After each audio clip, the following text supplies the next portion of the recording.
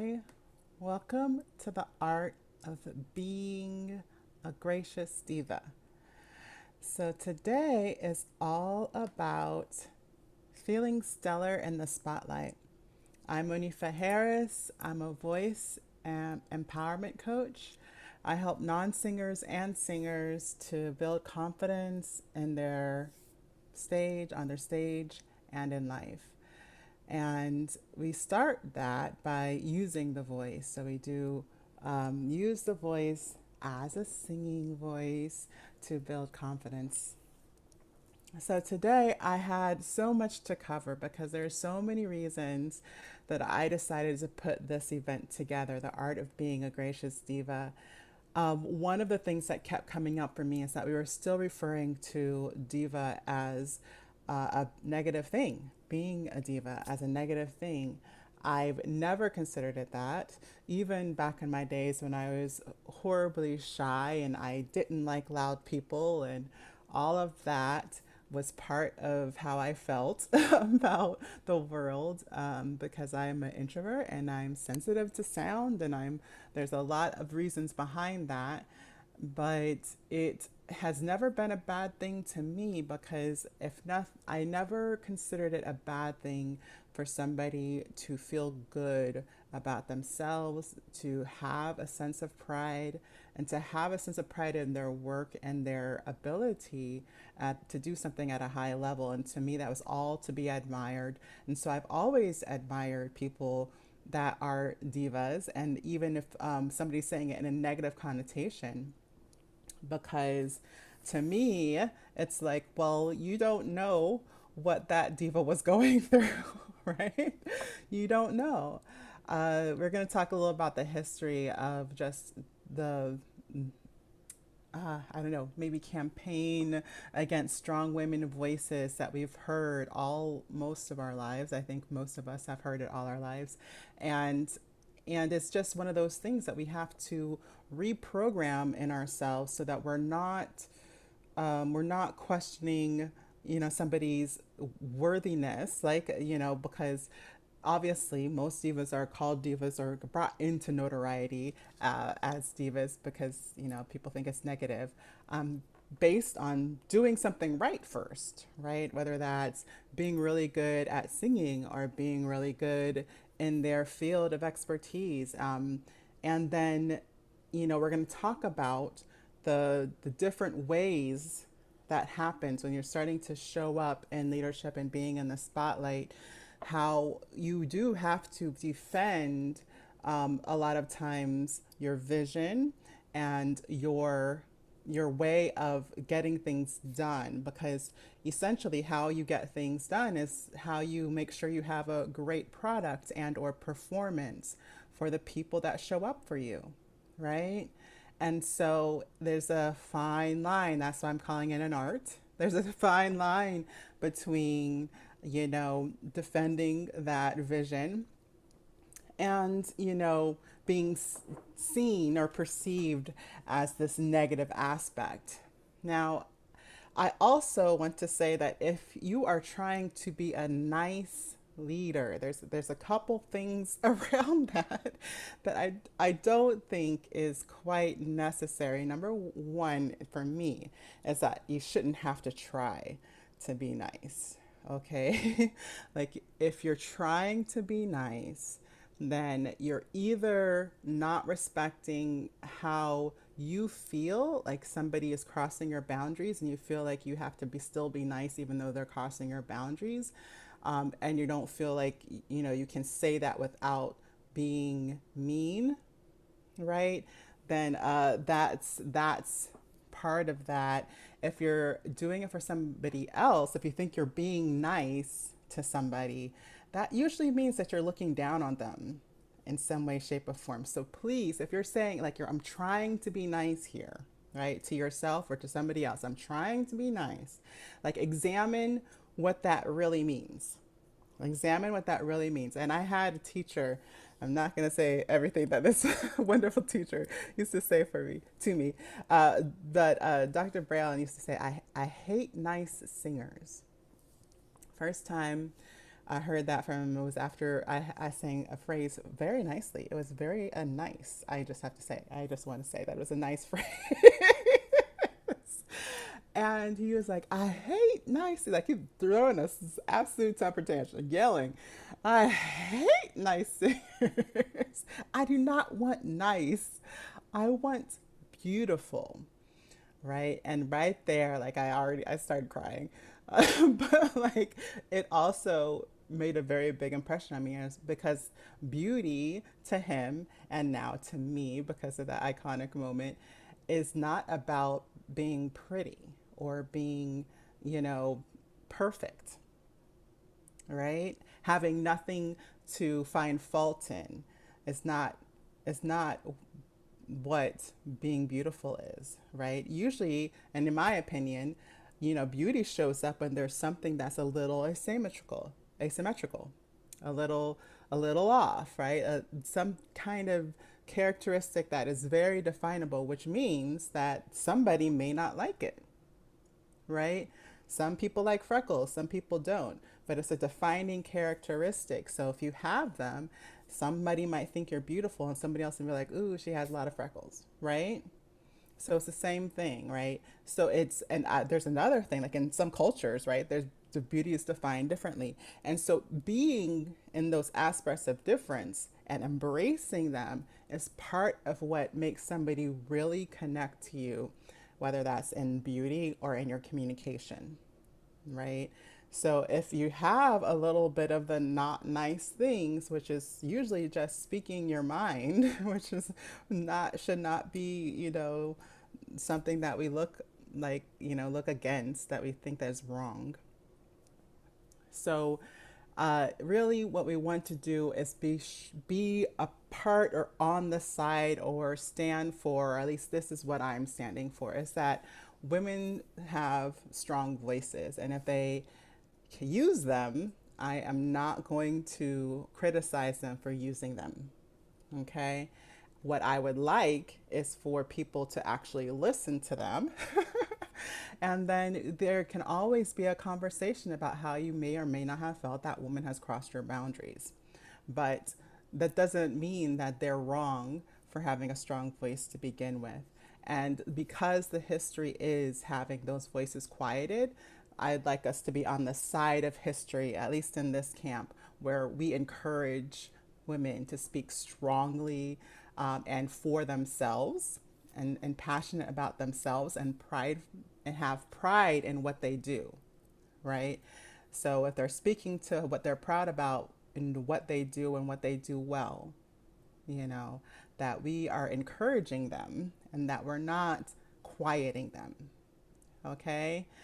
And so when I talk about women's voices and being strong, I also want to talk about leadership, because the ability to take the lead, right, comes from having vision, right? Knowing or seeing that something can actually move forward in a certain way, and that there may be very big details. For most of us, we're really passionate about something because we've garnered the details. We know the history, we know the capability, we know the possibility. So we get excited by those things.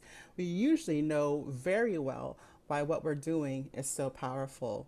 And so what we want to do is be comfortable in speaking into that, and not feel like we need to qualify what we say for people. I was actually just having this conversation about this for myself, because my clients tend to be very sensitive. We're just very sensitive people. When I say my clients, I'm also talking about me, because I've had the same path.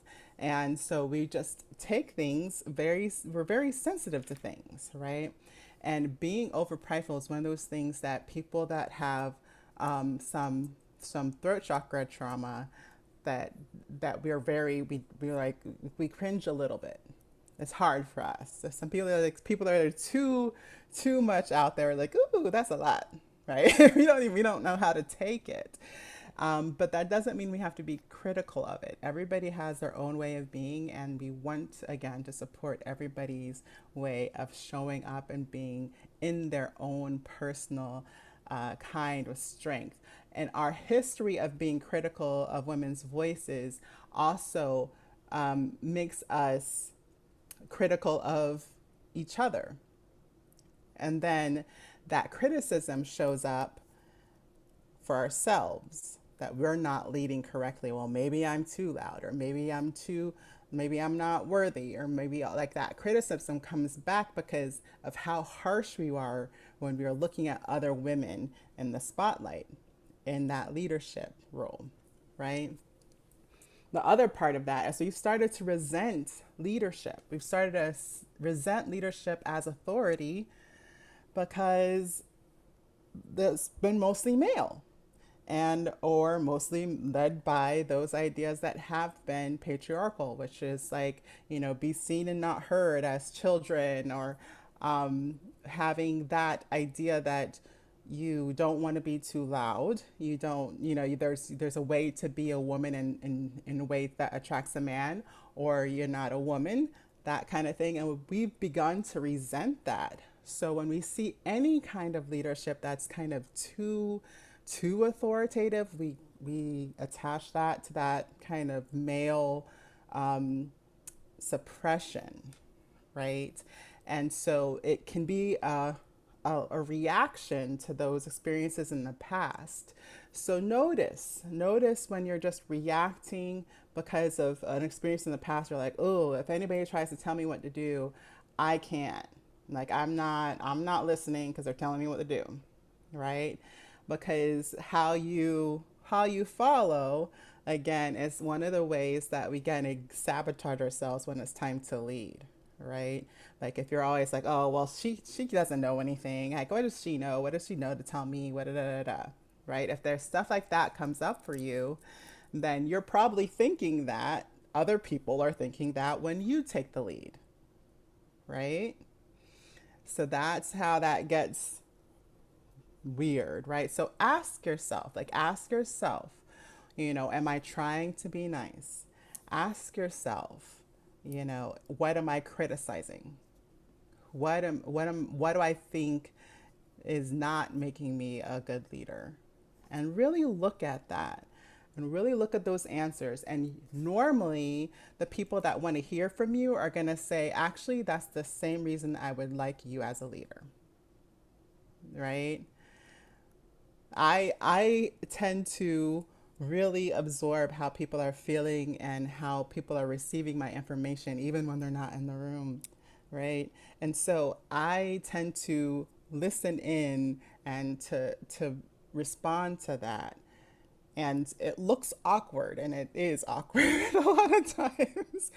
But I know that the people that listen to me and the people that sign up as clients like how I lead. That's one of the aspects that they like, that they find it authentic and they find it sensitive, right? Sensitive to their wants and needs as a client, right? So that's what we want to just really pay attention to, that we're not being so critical of others, that we're not choosing to take the lead in our own work, right? Now we're going to get into some amazing feel stellar in the spotlight strategies that I've pulled directly from my program. And so the first one we're going to talk about is not getting rid of your energy. Okay? Like, you need that stuff. So when I say energy, it's the positive version. What we usually call it is anxiety, performance anxiety, nervousness, I get too nervous to speak or go on live, right? Or sing a song, right? So all of that feeling that roils up in your tummy and it speeds up your heart and makes your palms sweat, that is just energy. We could call energy good or bad, but it's neither, right? We just feel like, oh, well, it's coming up and it's making me uncomfortable, so it can't be good. But it's just extra energy. It's different than what we usually have. if we try to get rid of it, what happens is that we actually lose the energy and the appreciation for what is coming up for our audience. That's really what it's for. We actually get energized by the showing upness. Okay. So if you get rid of it, it actually can make you a little bit more, even harder to keep track of what you're saying. It can make it very difficult for you to respond and be present, in what's going on. So if you have to respond in like interviews, or if you're having a conversation back and forth, in a performance, then what it looks like is that you're just super detached because you've squashed down all the energy of how things are flowing to and from you, right? So we actually want to use that energy. And what you want is a system, a way, a practice that allows you to get present to the energy coming through for your audience, and then use it and incorporate it as you go, right? And so we do that a lot in our group, Get Vocal, and on Facebook. So if you want to know more about like the way I get ready when that energy is coming up, then you can definitely check us out there. Now, playing your game is the other part. A lot of confidence comes from knowing what your own objectives are, instead of playing by this rules of success defined by some other person in the industry or in your field or peer, right? That has done it 1,000 times longer than you have, or has, a whole team of supporters, or has $20,000 more and to throw at it, right? Like, don't define your terms of success by how somebody else gets something done. Okay, we're going to talk a little bit more about comparison later. But one of the things that we do, again, in that critical mode, or we're perceiving that there's only one way to get it done because our vision is perfect, so we don't want to mess up the vision, right? Well, real life isn't perfect, number one, especially in performance mode, because things are constantly changing on you. Um, and number two, like, you get to decide, you get to set the metrics on whether you're successful or not, right? So one of the things I do is, a lot of times, is I'll set a pretty bar low of success. I'll set a high bar for what I want people to walk away with, because I don't really get, I don't get that information back unless they decide to give it to me. Then I don't really have to know exactly how that goes. But for myself, what I want to get done and what I want to offer for people, I set that bar pretty low. Like, I set it to the where I say, okay, I want to make sure they walk away with this information. I want to make sure that I have this feeling that is brought across in this conversation or song, and then I leave it there. Because at that point, and you can think of this also as the leadership part, right? At that point, it's no longer your responsibility. You cannot dictate how people respond to you. That's one thing a diva knows. A diva's not going to contrive themselves and contort their way of being and their personality so that you feel better, right? Because they can't control how you feel. So they're just going to do them, right? And so that's something that we got to remember when we're trying to be nice. Again, we cannot really control how people take things. We can't.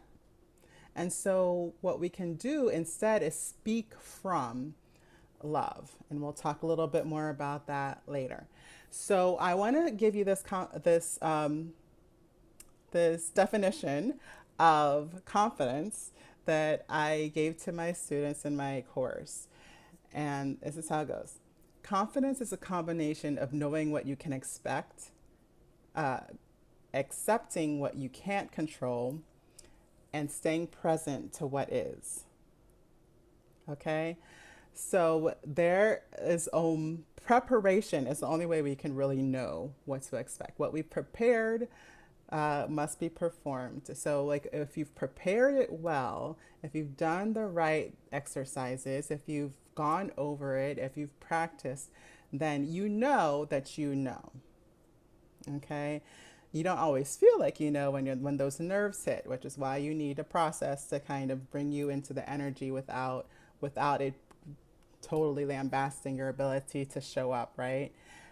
And when you accept that you can't control, then you're staying present. That's how you can stay. What's one of the ways to stay present? It's like if you just realize some things, you're just not going to know how it's going to go. I don't know what my brain or will not offer me in the next minute or so. If a word drops out, a word drops out. That's just the way my brain is. I just have to pick a different word, right? So I can't control that, but I can't worry about something that I can't control, right? So the only way that really I can prepare for that is through the work that I do with my breath and my voice so that I can get present, right? And so the presenting becomes a super important part. So again, how you prepare is an important way. And Barbara and I were talking about that yesterday. So Dr. Barbara Klee, we were talking about embodiment. Embodiment is a great way to be prepared to take a stage in speaking or in singing, right? Now, the chorus syndrome, what we brought up in our copy, where we're just taught to blend in, right? That we're taught to listen to others, right? And then just and uniform model them. They also call this like monkeying. Like we do this in society as well. If one person does something, we do it like them. That way we don't get cast out of society. And the reason why we think that's such an important thing, even though we're not conscious of it a lot of times, is because historically it's a bad idea to get cast out of society. So another version of strong women are witches. And witches were burned at the stake because they were too different. They did things differently and then they just assumed that it must be negative, right? And so that's the danger, right? So we actually think of that as a survival technique, as to blend in, right? So you're actually going against this kind of evolutionary need to survive when we decide to stand out. That's one of the reasons why it's so scary to take the lead, right? And so you just want to remember that so you can be a little bit easier on yourself, that you're not, crazy, or you're not, I don't know why I can't get it together and all of this kind of thing. Like, don't criticize yourself, please. Like, just know that it's not an easy process, and then choose what you're willing to die on your hill for. Okay. But it has to be that serious. Like, what are you so passionate about that you're willing to die on that hill? Because that's what you want to hold on to when you are deciding to show up. Okay. We talk a lot about that in our programs as well. So, but it's important because it is that serious. We don't take it that seriously, and some of us don't need to take it that seriously. But if you're like me and you're primarily an introvert and you tend to shy away from the spotlight normally, then you need something that feels that strong to you, that you're that passionate about, that you're like, okay, well, this is what I believe, this is my ideal, and this is what I think can happen if I stand on this hill. Okay, so that's what you want to have in your pocket. You want to have that right up against your body when you show up. Okay, the other part you want to do is not look at others. So this is the comparison aspect. We again are listening to others so that we can blend in chorus. And what you don't want to do is listen to too many people when you're taking the lead. If possible, listen to no one when you're taking the lead. Be with yourself when you define your vision, when you define what you want to accomplish, when you define your version of success. Be by yourself when that happens. And then when you go into your courses, or you go to your coachings, or you go to learn something on YouTube, then you decide if they are in line with your vision and your project and the way you believe that it can help people.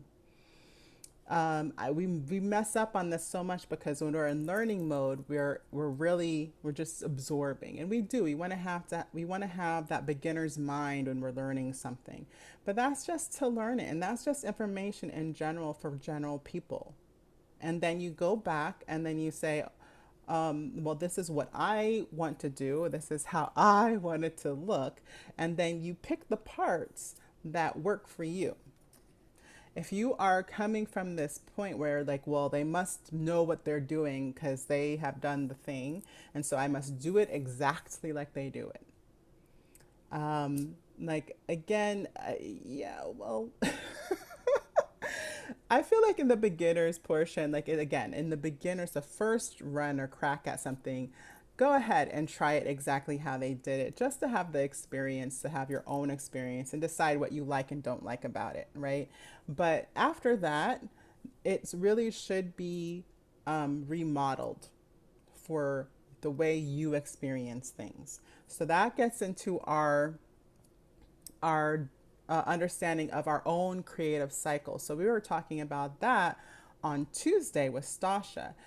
You know, we might not have gotten all the way to the creative side, but the reality is, if knowing your body's cycle really helps you get in tune with how you move through different phases of energy cycles, creative cycles, breath cycles. They are all this process of becoming and releasing, and becoming and releasing and becoming, right? And in that creative cycle, we all have different ways that we feel. We have different emotions that come up. Sometimes some of us have, the munchies at certain times, right? Because, and that's, we were talking about period cycles on Tuesday, but the reality is that's any cycle, like any cycle. There's times in a day when you get a little munchy, and that's usually, again, that's when that creative cycle is like, oh, well, you've expended a certain amount of energy, and you just want to put something, in the mouth. That's when you're starting to start snacking, right?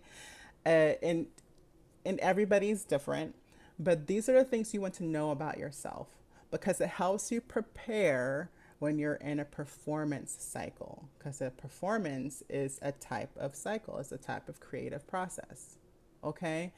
And so one of the things you want to know is, what are you like? Do you get like really passive and quiet before a performance?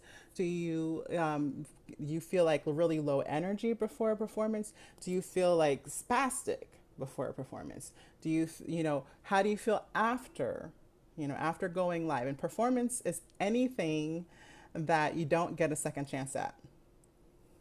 Okay.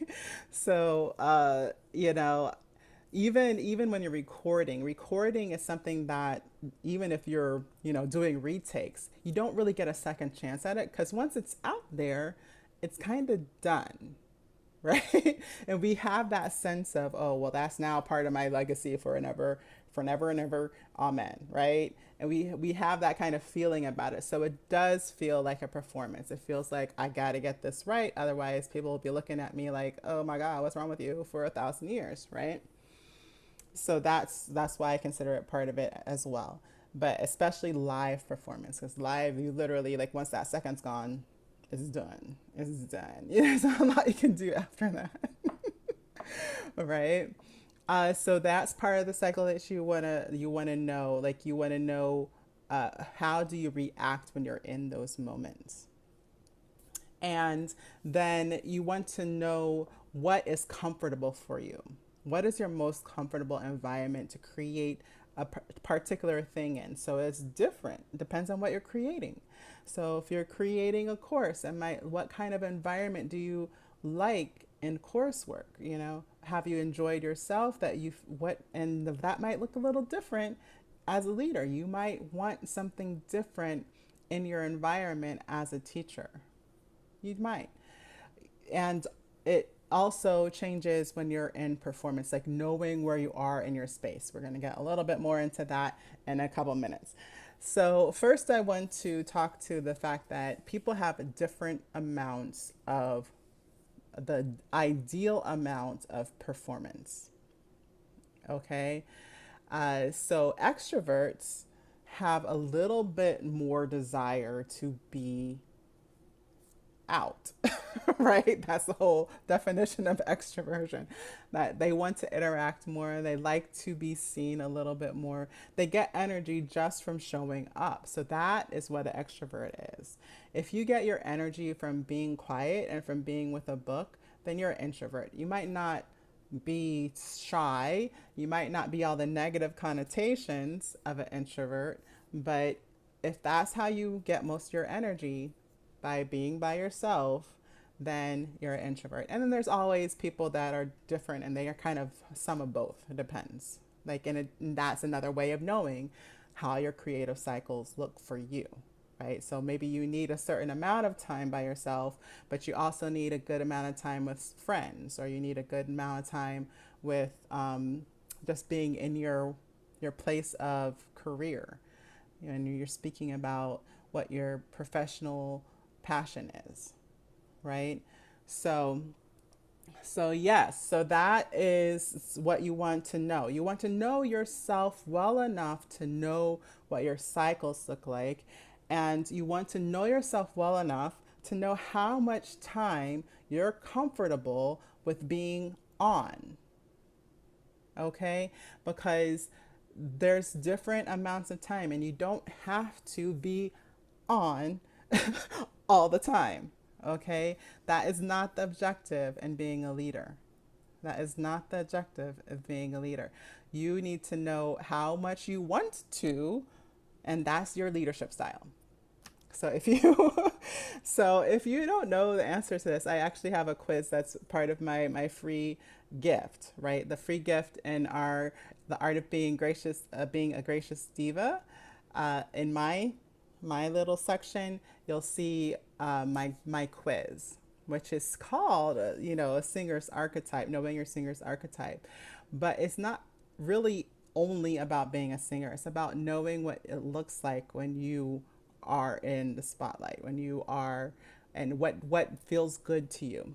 Once you get a good kind of just being able to try on your imagination and see how that plays out for you, what happens is that you get this sense of, oh, this is why. Like, if I knew that I could just do this instead, then I would be more comfortable. I would feel more supported.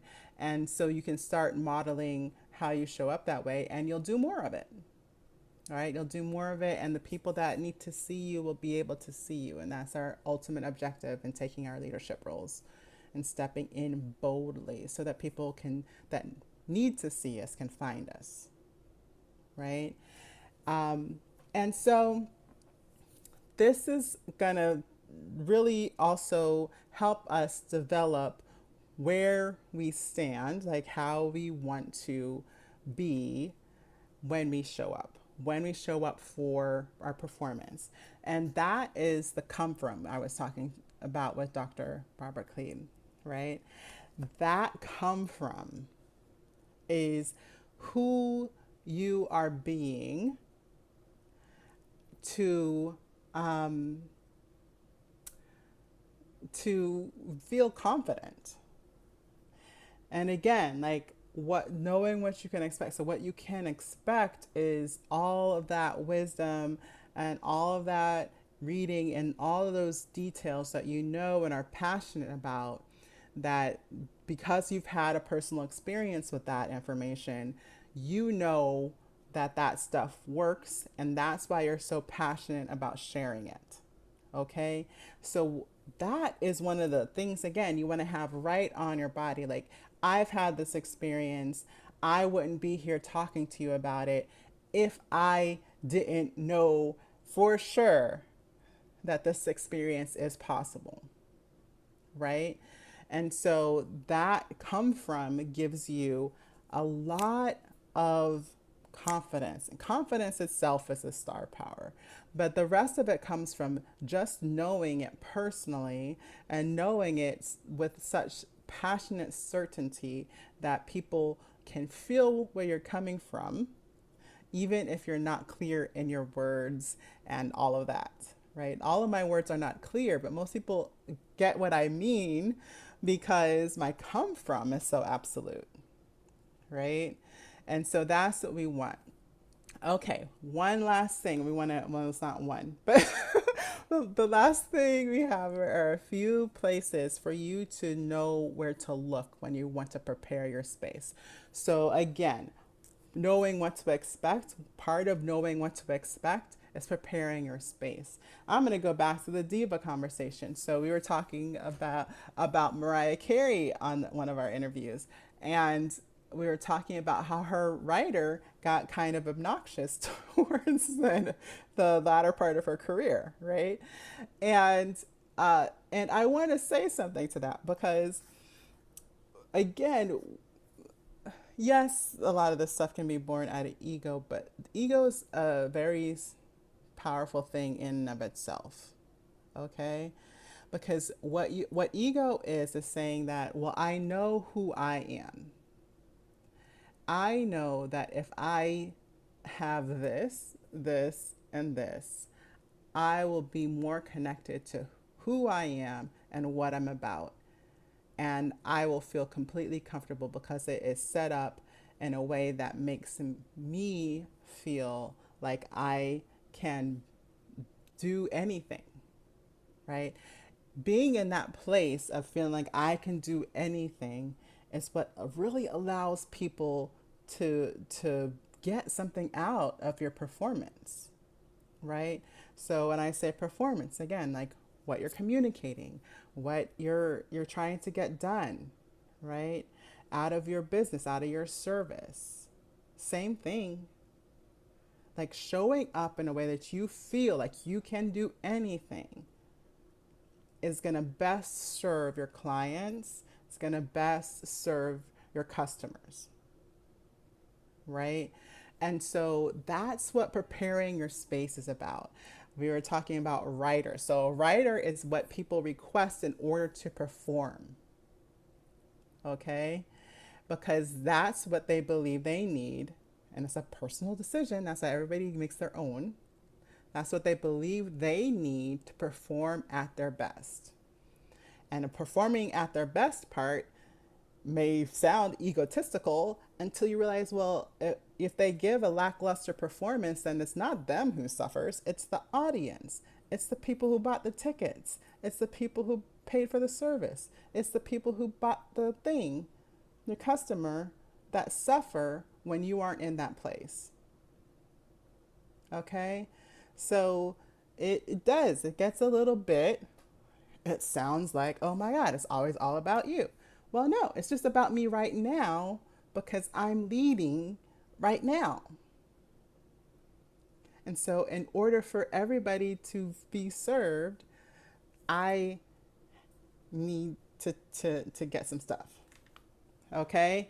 So, preparing your space. This, again, I can't tell you what you need. You have to have your own personal experiences so that you can know what makes you feel good in these different areas. So what do you need to, what different areas to look at? Yourself. Like, how do you feel most comfortable when you show up? Like, do you feel most comfortable with a ton of makeup on, or do you feel awkward? Maybe you need just a little bit of makeup. Maybe you don't need any makeup. Like, I don't even want to worry about makeup before I get in there, because if I'm worrying about makeup, then people are, I'm not thinking about the people I'm there for, right? It depends on who you are. So know yourself. So your self-care also, like what kind of preparation, even the night before, right? Do you want to take a bath the night before? Do you want to have a special meal the night before? How are you best feeling after a certain meals, so that you can feel your best on the day of, right? Your material. So whatever you're speaking or you're singing, whatever you are wanting to play out, on the stage. So you're hoping that people are going to be spotlighted in your presence in a certain way, or maybe you're going to spotlight certain points of information and wisdom that you've garnered in a certain way, right? Preparing your material and visioning that. Okay. I do actual rehearsals in my mind. So that's one of my preparation processes, is that I'll rehearse what I'm going to go through in my mind. Anytime I don't do that, I have a lot of the weird speaking problems. Okay. The your support. So preparing your space is also about who's supporting you in your space of performance. Have you told your husband, I'm going live, or your partner, I'm going live at da da da da, don't bother me, right? Have you have you asked for more support? Do you mind doing lunch, or do you mind doing certain things in the household so that you don't have to worry about it right before you decide to show up, right? See if your friend wants to come over. One of the amazing things that I saw, what's it, last week? I'm losing track of weeks, guys. I think it was last week. Stasha helped out Meredith. Oh, what's her last name? Meredith do an amazing summit. So she supported her with her period on her summit. I think we spoke about this again on Tuesday. So she didn't, when she planned the summit, she didn't realize that was going to be the case. And so when it happened, she was like, oh man, I actually do need, like, I don't need just support. I need support like this. Right. And because they're friends, because they know each other, and because it's her speciality, Stasha knew exactly how to support her in that circumstance. Right. So getting the right support is important, right? Not just the right support, but the right support for you. Who are you most comfortable with? Who are you sure will show up for you?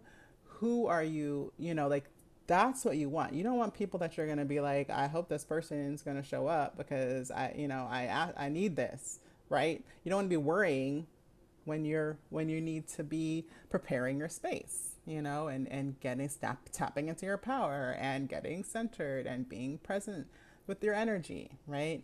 Those things should be already set up as support before you get there. Okay. And then the final part is your space itself. Like, there's a weird thing that I do. A lot of times I'll sweep before I go. I don't know why, because everything is on the computer and the camera's up here and nobody sees the floor. But and I'm not like a super cleanly person, so that's not it. But I always want to sweep when before I go live. It's a thing. It's just a thing, and I don't question it. I just do it because it's what makes me feel good, right? So know what those things are for yourself, and just indulge a little bit. What can be the most Yui thing, which is what I'm replacing Yui with, ego with the word Yui, right? What is so personal to you that only you would need in your space, right? For me, a lot of times it can be crystals. If I have a certain crystal, I'm good. Right? So yes. So those are the things. Like, so again, so this is, if nothing else, how to prepare your space, how to prepare for being in performance. Walk away with these things. What do I need for myself? My self-care.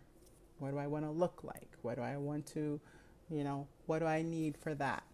What do I need in my material? How do I best prepare my material before I go live? Do I want little sticky notes everywhere to remind me the different parts of what I'm going to talk about? Do I just need a nice little list? Like, I have like a little list on my Evernotes, and then I just pull up the little list, and then I'm like, I just go from one point to another, right? Um, just knowing what you want to prepare and your material so that you are comfortable and feel supported. Know who is your support. So, like, if you need actual people, and most of us do, it'd be nice. It's nice to feel supported at least by your family. So, if that's not possible, or if that's a lot to ask because you have little ones or something like that, what some people do for support is they'll actually go to a hotel or just a different space so that they don't have that distraction, right? And then your space itself. So if you're going to go to a different space, or you just have to be in a different space because you're speaking up, on stage, then what you want to do is have that writer, right? You want to have the list of things that you're going to have for yourself. I'm going to have a towel. I'm going to have some water. I'm going to have a book to read in case I go, I go on late. I'm going to, whatever you feel you want, right, to feel most supported in that space. So thank you so much for joining me and feeling stellar in the spotlight. Okay. I really hope that you check out my quiz, the singer's archetype quiz. Because even if you're not a singer, what it's going to do is force you to ask some questions about how you'll feel in a place of leadership. Okay. And it really is, it can just put you in the right mindset so that you can start looking at some details of what's comfortable and feel supportive to you in the spotlight.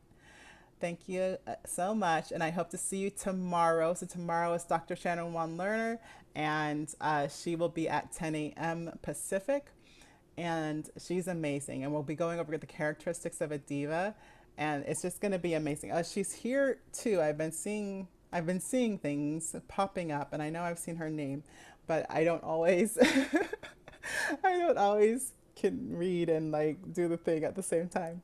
So she's amazing. She has a lot of great information and research on this, but she also has been living the life for a long time as well. So join us for tomorrow at 10 a.m. And then we're going to have our panel with all our divas. We'll have Dr. Barbara Cleve, Dr. Shannon Wan Lerner, Stasha Washburn, and myself. And it's going to be amazing because just putting all those brilliant minds in the same space is just it's just going to be amazing. It can't be anything but awesome. So I will see you guys there and have a great rest of your day.